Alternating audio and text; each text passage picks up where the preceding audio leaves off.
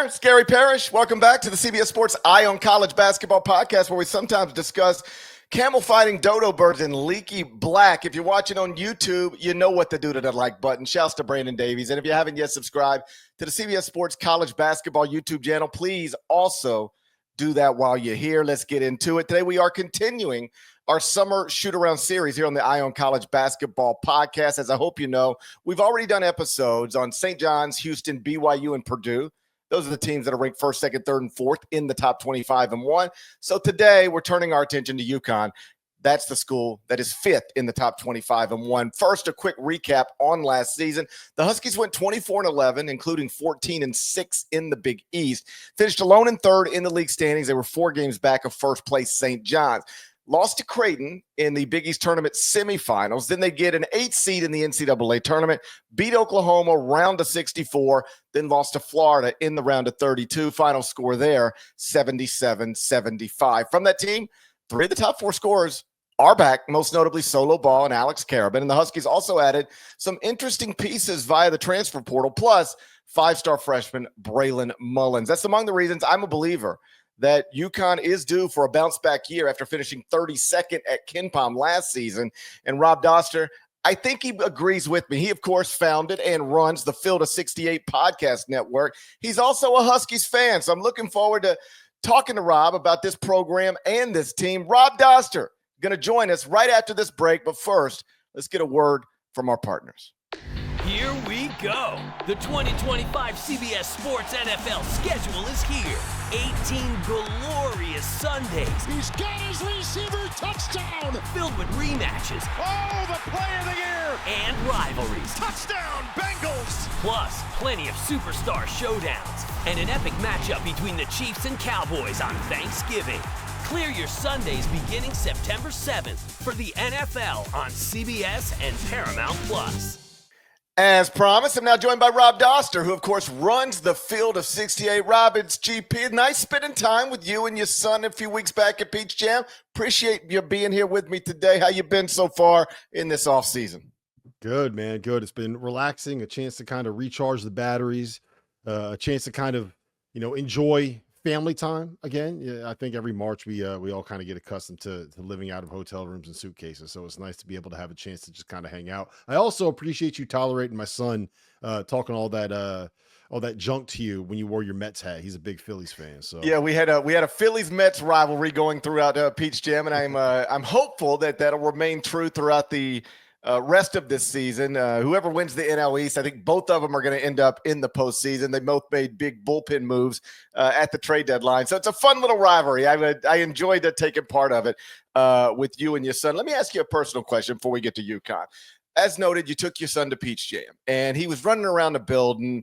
And because he's your son, he can get on the floor, and he's got a little more access to people. But he was getting autographs. Chris Paul, Bradley Beal, and various coaches, John Calipari, Mark Pope.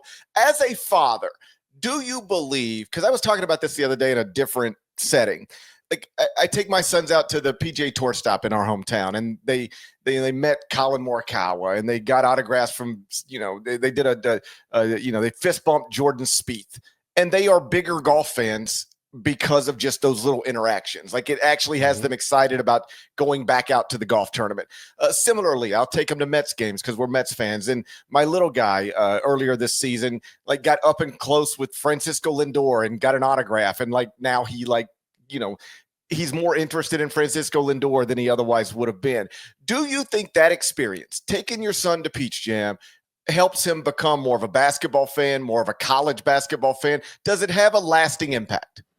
Let's put it like this. He told me that I'm never going to Peach Jam alone again. So he had an absolutely fantastic time. The people at Nike were great about it too. I was a little bit nervous, man. Like Nike, EYBL, Peach Jam, they could be a little bit stringent with some of the access sometimes, but he kind of got in and went wherever he wanted. And after day one, I think everybody just kind of knew who he was. There was one point where we were watching like a U16 game or something like that, right? I don't even remember who it was, but me and Goodman, who I'm smarter than, went and sat down next to Mark Pope, and we're chatting with Mark Pope, and Pope paid no attention to us, and he was just sitting there talking to my son, right? And so after that, we go and we get lunch and we eat some like Chick-fil-A or whatever from the snack stand. and we're walking back, and I get caught. You know how you walk down the stairs and you see someone, you get caught up, and you just like, it takes forever to get where you're trying to go at Peach Jam because there's so many people that you see that. So I end up having a conversation. I don't even notice. My son walks off, and he goes and he sits right back down next to Mark Pope. The Kentucky head coach fist bumps him, and I look around and they're just sitting there chatting again. I'm like, all right, I guess they're buddies now. I guess they're friends. He walked to the bathroom at one point, and on the way out, I had introduced him to John Shire already, and he walks out and he sees Shire, just hits him with a fist bump as he's walking by John Shire. It's like, I guess that's where we're at now. He made himself right at home. I was a little nervous. Like I wanted him down there because he could be a little bit shy. And he gets down there, and I guess he doesn't really realize like there's certain places where you're not supposed to be, and to kind of like play it cool. And he hasn't figured that out yet, GP. As a friend to a friend, as a fellow father to a father, I thought it was really sweet, and I enjoyed seeing him. And yeah, like there'll be a moment this season where you guys are just randomly going to have a game on, and he's going to say, hey, I know that guy. And that guy will be John Shire, or that guy will be Mark Pope, or that guy will be John Calipari. Hey, you see that guy coaching Duke? That's my friend. That's my friend, John Shire, right there. Well, like, my kids had this stuff. Like, my kids genuinely thought for years they were tight with Mike Conley. Like that, because they kind of like were around him a few times. And so they were like, when Mike Conley would be on television, they'd be like, hey, that's Mike. Hey, Dad, can we call Mike? And I was like, no, we can't FaceTime Mike Conley tonight. But like, that's the way they thought of him.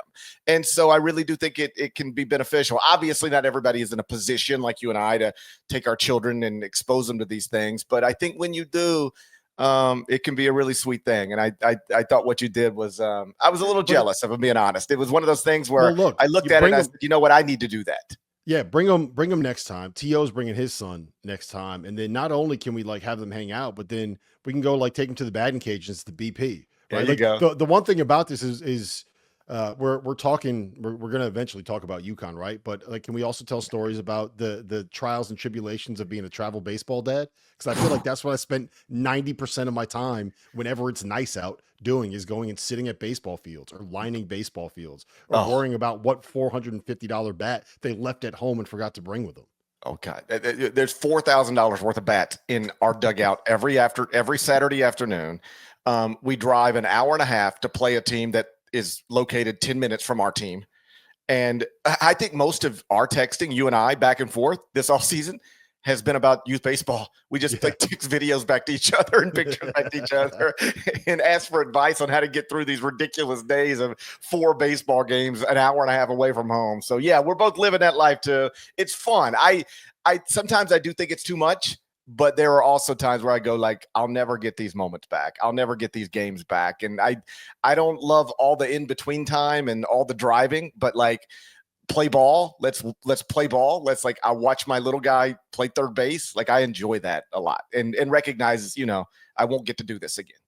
Well, I enjoy seeing Chase hit. I do not enjoy watching him pitch because that is probably the most stressful thing that you can do. It's like, please just get the ball over the plate, man. Like I can't do this right now. I can't do you walking in a run.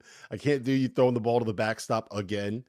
Please just throw a strike. We are headed towards 9-year-old kid pitch for the first time this upcoming season. So I know. I'm already well aware we're going to need it. Before we discuss this upcoming season with UConn, I do want to look back for a second with you, because this time last year, the Huskies were among the favorites, if not the favorites in some betting markets, to win the national title, to win what would have been a third straight national championship.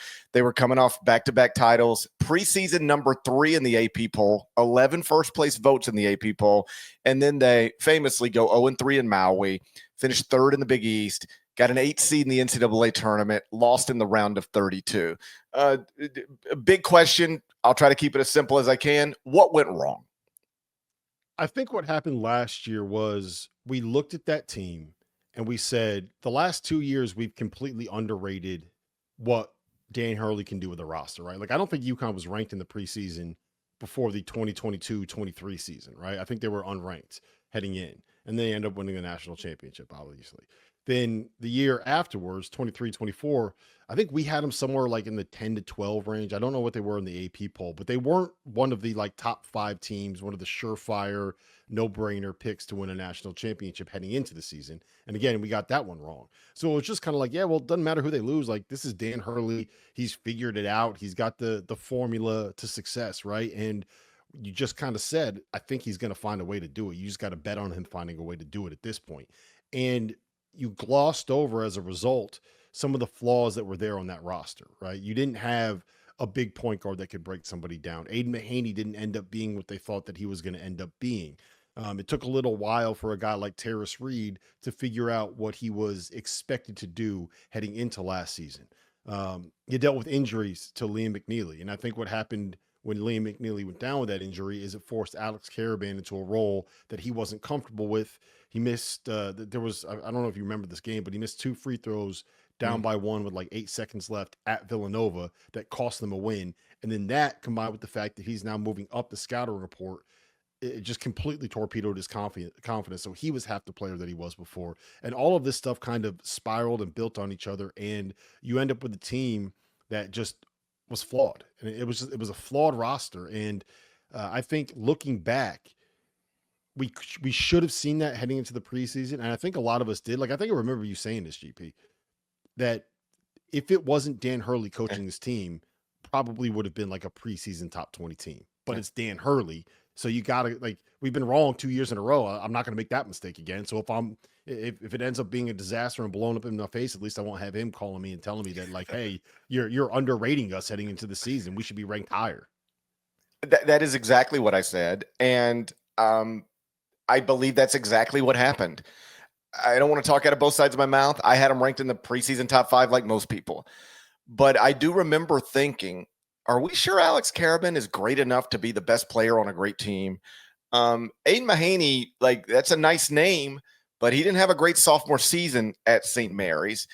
And you lost 4 NBA draft picks, and you might have gained 1. That's not a good ratio. So I looked at that roster and I was like, clearly they'll be good, but legitimate contenders to win the national championship for the 3rd straight year, I don't know.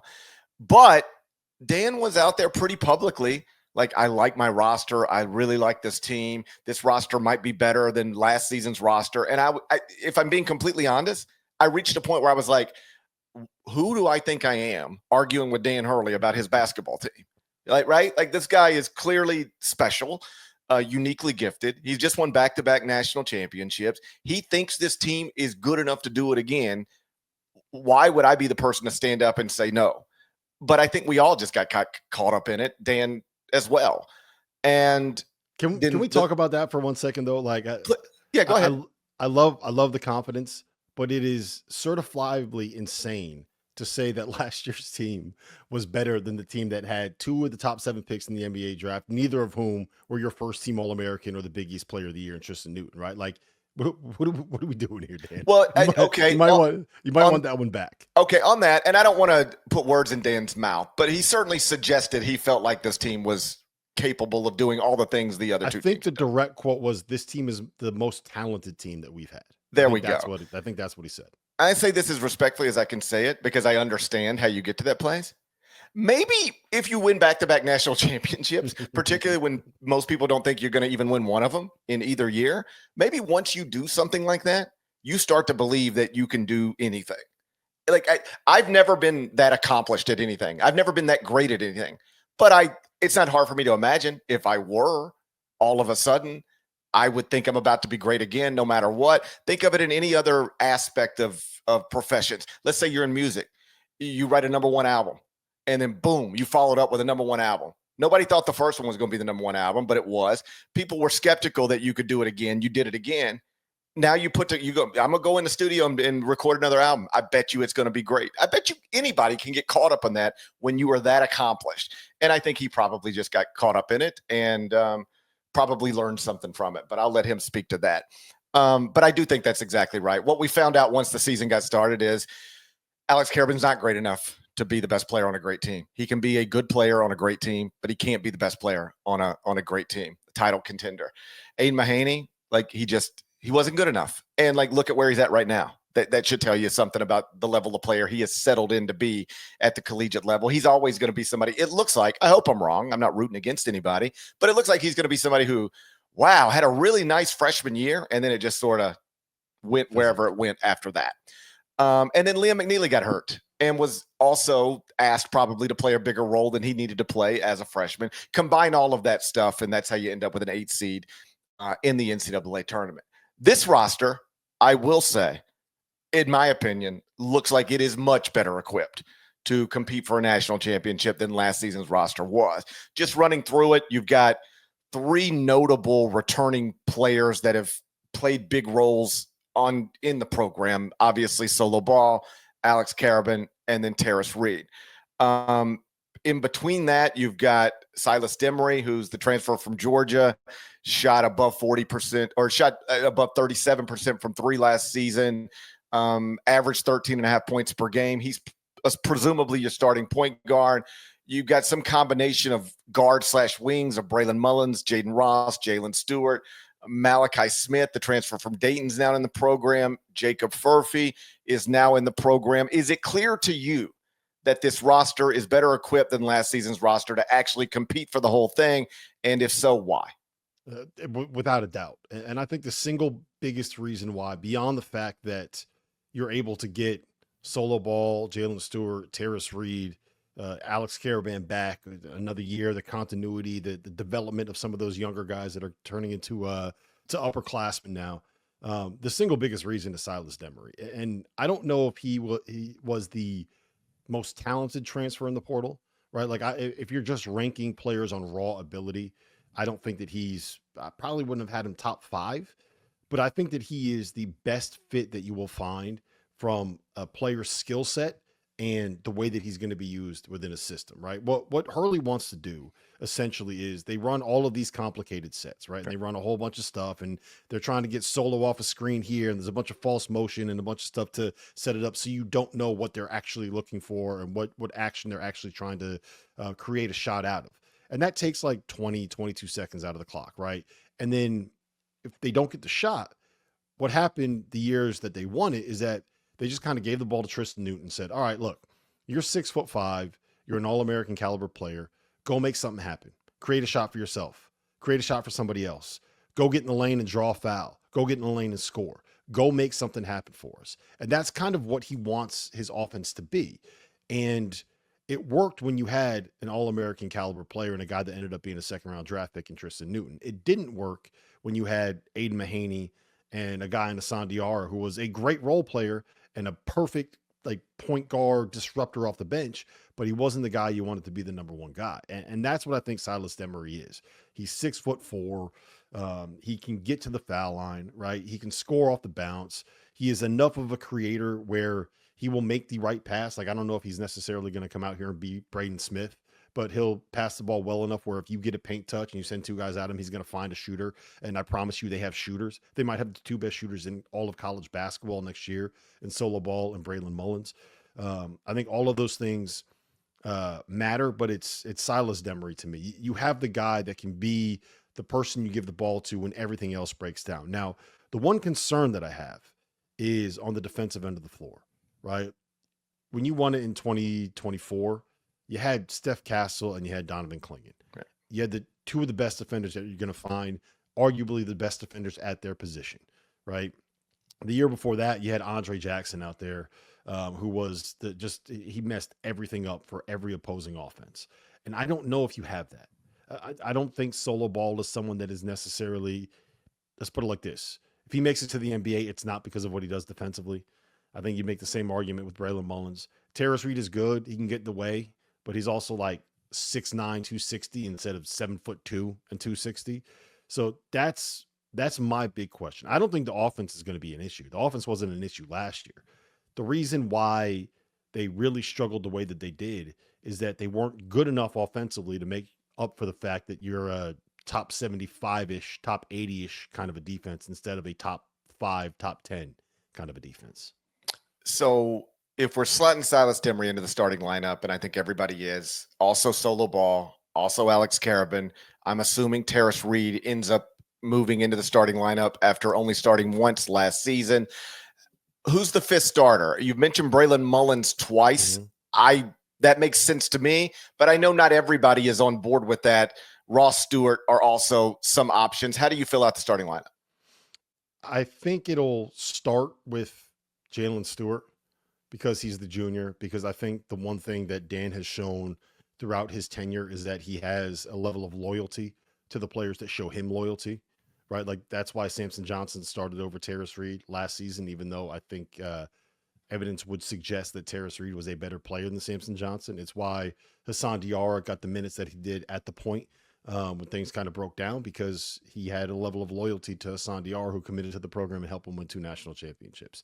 Jalen Stewart, how many top 75 recruits would barely play as a freshman and then come back as a sophomore and then get like 12 minutes a game as a sophomore and then come back to the same program as a junior without even entering the portal and testing that out, right?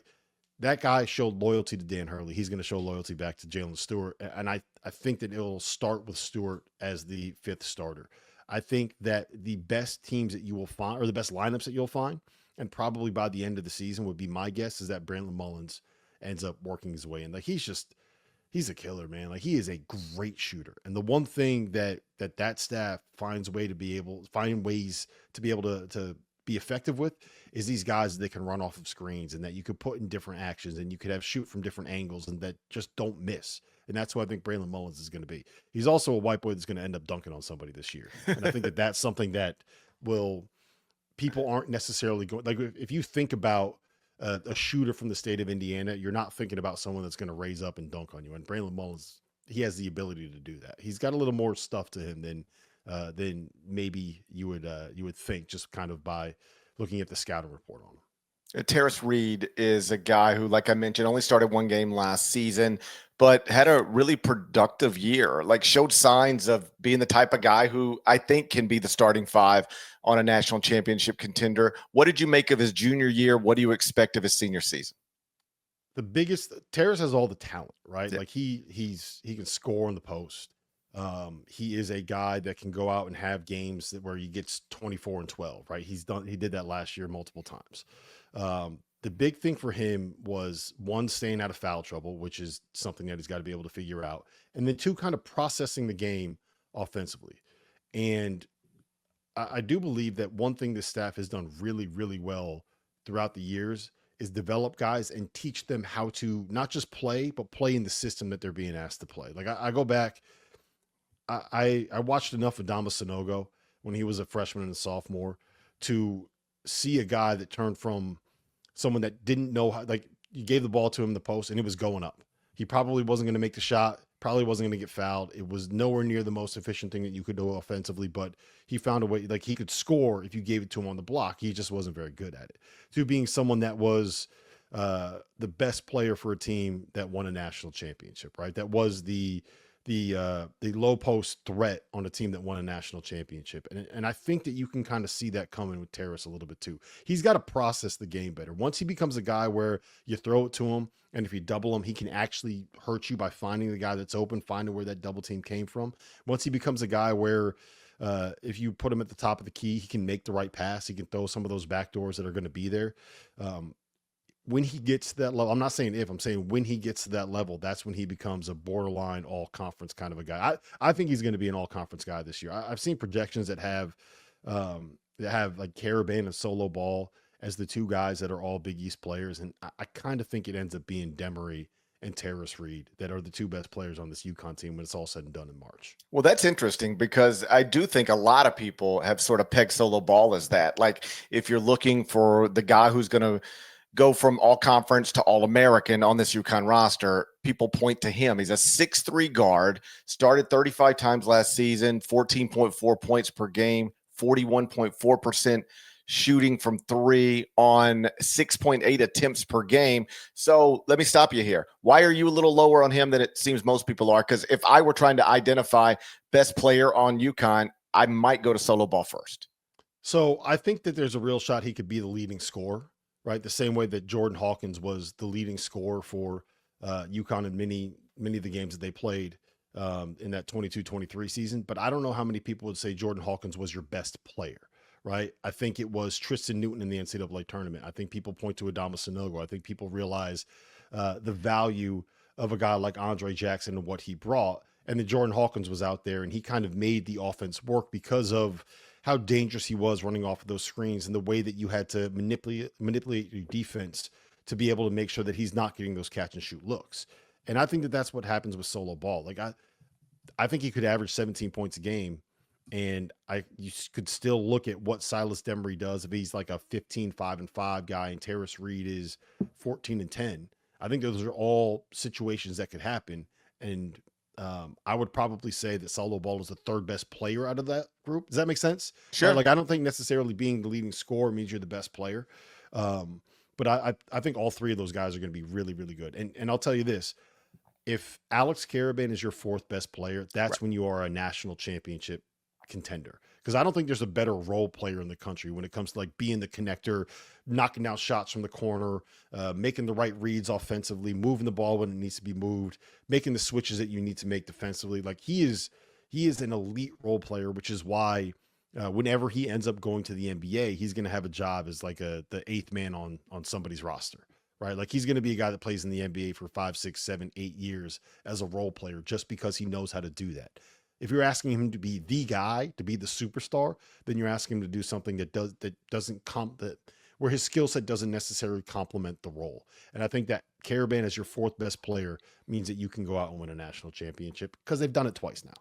Obviously, at this point, we don't have UConn's complete schedule, but various non-league games have been announced, and I love it. They got BYU in Boston, bringing AJ DeBanza back to his hometown.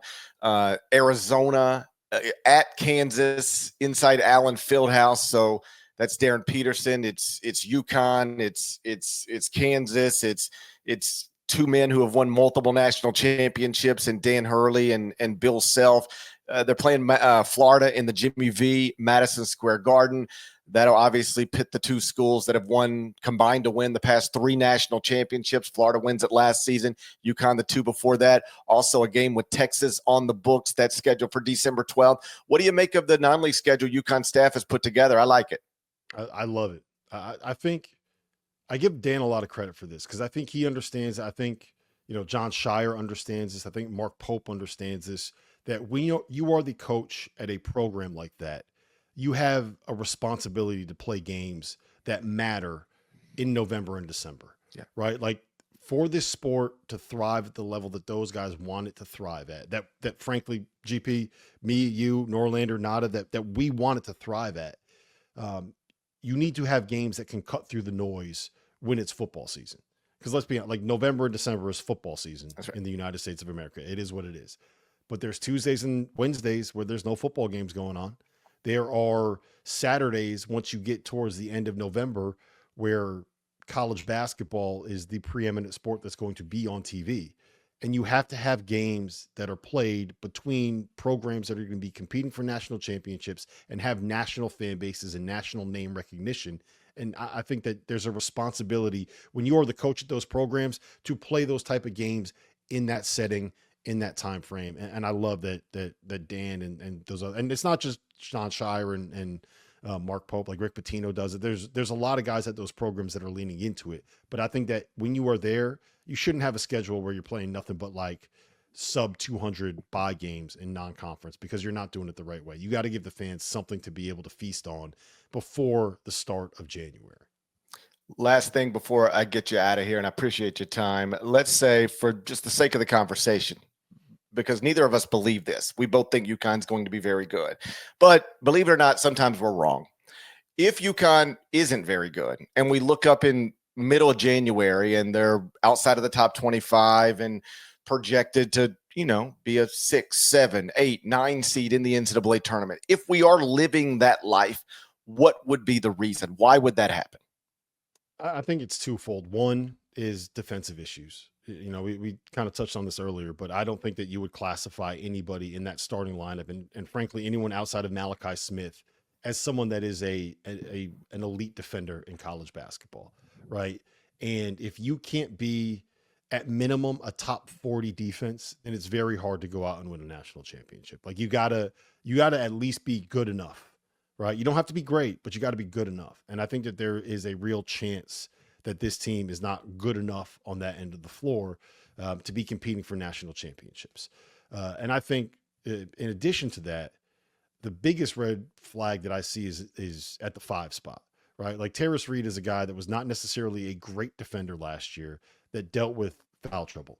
And the only guy that you have in the front court behind him is a freshman in Eric Ryba that is, that isn't exactly coming in as a projected one and done candidate. Now, Donovan Klingman wasn't either, and he turned into a 2-and-done guy that could have been a 1-and-done guy that was clearly an All-American and a lottery pick after his sophomore year. But I think that is not what you should expect out of 4-star freshmen. So I'm a little concerned about the 5 spot. I'm a little concerned about the defense, but I do think they will have enough weapons offensively, and they'll find a way to be good enough on that end of the floor. Like I think I have them 4th right now in the preseason, and I think you can make the argument for them anywhere from 3rd to 10th and be pretty justified in that. Like to me, it's I don't know. I think you have St. John's first, right? To me, it's Purdue and Houston are the top 2, and then there's like 10 teams from 3 to 12 where you can all make a pretty strong argument for them being anywhere in that group. And I would have St. John's in that group as well. But I think UConn is very much in that group, and I would have them towards the top of that second tier of teams in college basketball. That is Rob Dauster from the Field of 68. If you're not subscribed, you should be subscribed. You can subscribe anywhere you subscribe to podcasts, Apple, Spotify. Check him out on YouTube. He's on Twitter /X at Rob Dauster. That's at Rob Dauster. You're the best, buddy. I appreciate your time. Tell your son I said hello, and I'll see you again real soon. He said go Phils. No, LGM. LGM. I'll see you soon, buddy.